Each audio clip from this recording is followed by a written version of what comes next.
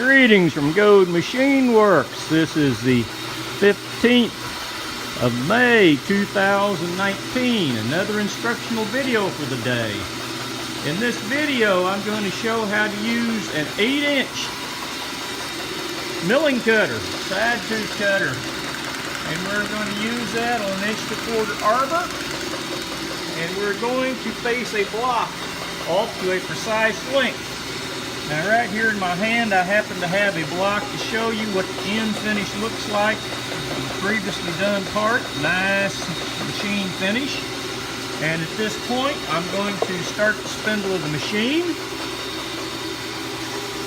We're running about 50 RPM at 6 inches per minute feed. I'm going to engage the feed lever for the table feed.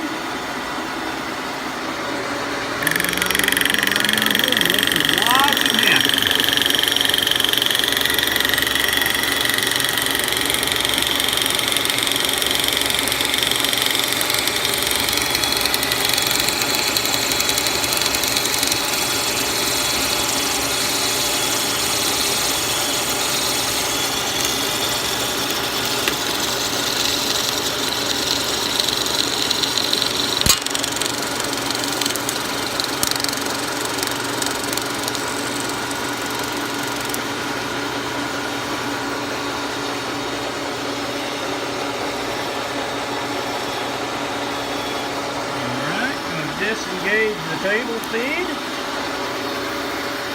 up the machine spindle, crank the table back,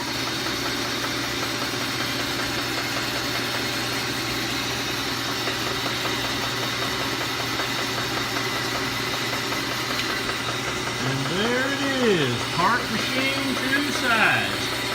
Hope you enjoyed this video watching a 3A Brown Sharpe universal milling machine from the 1930s. Still do its thing. Have a very good day.